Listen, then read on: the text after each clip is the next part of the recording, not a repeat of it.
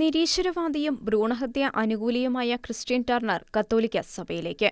Abortion സമൂഹനന്മയ്ക്ക് എന്ന വിഷയത്തെ ആസ്പദമാക്കി പരിപാടികളിൽ സംസാരിക്കുമായിരുന്ന 21-കാരിയായ ക്രിസ്റ്റ്യൻ ഇന്ന് ജീവന്റെ വക്താവാണ്. കത്തോലിക്ക സഭയിലെ ഒരംഗമാകാൻ താൻ തീരുമാനിച്ചതിന്റെ പിന്നിലെ കാര്യങ്ങൾ വിശദീകരിച്ചുകൊണ്ട് EWTN നൽകിയ അഭിമുഖം ശ്രദ്ധ നേടുന്നു.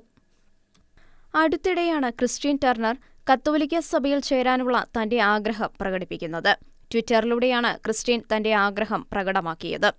എന്റെ ഹൃദയത്തിൽ ദൈവം നിക്ഷേപിച്ച ഒരു ദ്വാരമുണ്ട്. സൂര്യന് കീഴിലുള്ള സകലതും കൊണ്ട് അത് നികത്താൻ ഞാൻ ശ്രമിച്ചു. എന്നാൽ അത് സാധ്യമായില്ല. യേശുവിന് എന്നെ ആവശ്യമായിരിക്കുന്നത് പോലെ തന്നെ എനിക്ക് അവനെയും വേണം. മെയ് 29-ന് ക്രിസ്റ്റ്യൻ ട്വിറ്ററിൽ കുറിച്ചു. ഇതിന് പിന്നാലെ കത്തോലിക്ക സഭയിൽ പ്രവേശിക്കുകയാണെന്നും അവൾ ട്വീറ്റ് ചെയ്തു. മുൻപ് ഹൈസ്കൂൾ അധ്യാപകനാൽ ദുരുപയോഗം ചെയ്യപ്പെട്ടപ്പോഴാണ് ക്രിസ്റ്റ്യൻ അബോർഷനെക്കുറിച്ച് കൂടുതൽ പഠിക്കാൻ തീരുമാനിച്ചത്. ഭ്രൂണഹത്യയ്ക്ക് വേണ്ടി അവൾ ശക്തമായി നിലകൊണ്ടു.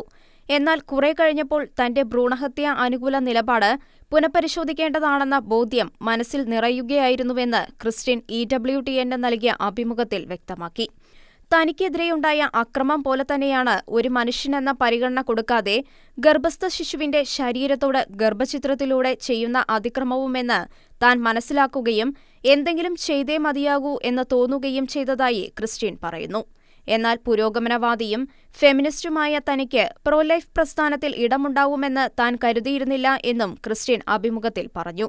ജീവന് വേണ്ടി വാദിക്കുന്നതിന്റെ ഭാഗമായി ആദ്യം തന്റെ കോളേജിൽ ഒരു പ്രോലൈഫ് ഗ്രൂപ്പ് ആരംഭിച്ചു.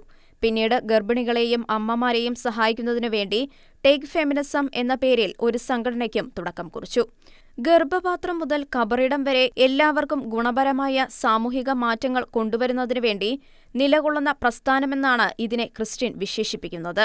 2021 മുതൽ പ്രോഗ്രസീവ് ആന്റി അബോർഷൻ എന്ന സംഘടനയുടെ കമ്മ്യൂണിക്കേഷൻസ് ഡയറക്ടറായി ജോലി ചെയ്യവെയാണ് ക്രിസ്റ്റ്യൻ തന്റെ പ്രൊലൈഫ് പ്രവർത്തനങ്ങളിലൂടെയാണ് കത്തോലിക്ക സഭയിലേക്ക് ആകൃഷ്ടയായി തീർന്നത്.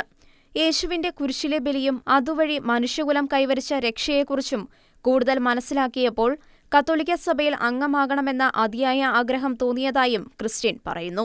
കൂടാതെ പ്രൊലൈഫ് മൂവ്മെന്റിൽ സജീവമായ അനേകം കത്തോലിക്കർ സഭയെക്കുറിച്ച് പങ്കുവച്ചത് തന്നെ സ്വാധീനിച്ചതായും ക്രിസ്റ്റ്യൻ പറയുന്നു. മുന്നോട്ടുള്ള ജീവിതം ക്രിസ്തുവിനായി സമർപ്പിക്കാനാണ് ഈ 21-കാരിയുടെ തീരുമാനം.